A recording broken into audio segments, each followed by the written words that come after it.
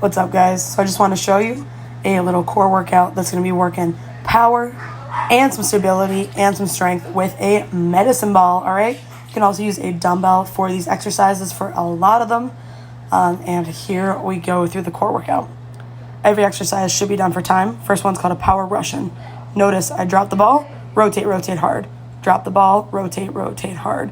Super important when you're doing a Russian twist. You actively rotate the upper body, twist. For my beginners out there, feel free to put your feet on the floor. No big deal to put your feet on the floor.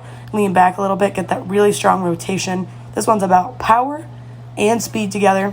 Heavier the ball, harder it's gonna be.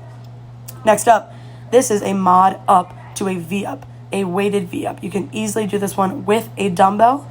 For those of you with hip flexor issues, hip flexor pain, and hip flexor strain, I'm currently recovering from a hip flexor strain, so I try to not overdo any of the straight leg work.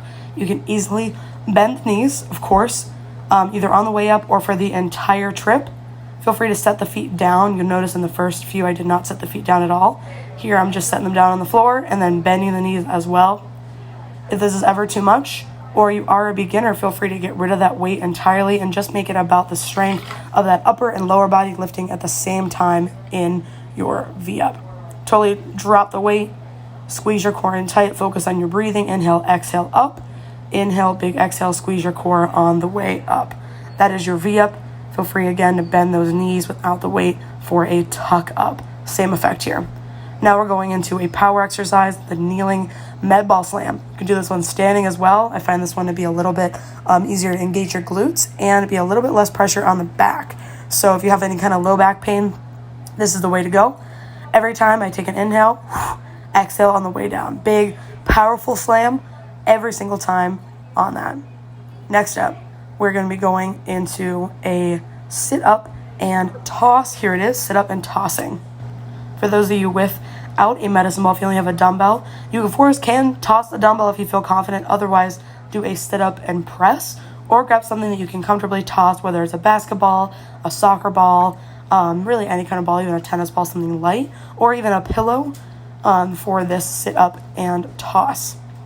Next up, for those of you with wrist issues, I just want you to do this one in a regular plank or on something a little bit more solid, such as a TerraCore or a Bosu ball flipped upside down, so you have a little bit more instability in that mountain climber. I'm really trying to drive that knee up as hard as I can.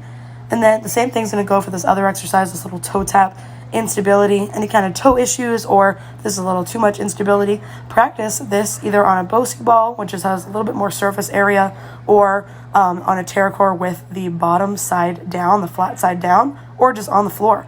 Great exercise, a lot of instability, a lot of core bracing and glute squeezing here. Next up, we've got the power up. What's the difference between this and the one you just saw? I'm not actually tossing the ball, and I start from a straight position. So here's me at the bottom. Straight, bend the knees, lift the arms. Straight, bend the knees, lift the arms. Every single time I go from that flat position to bending the knees, powering up as hard as I can. This is an easy one to do with the dumbbell and a great way actually to burn out the biceps as well, because it's a lot of work on those arms.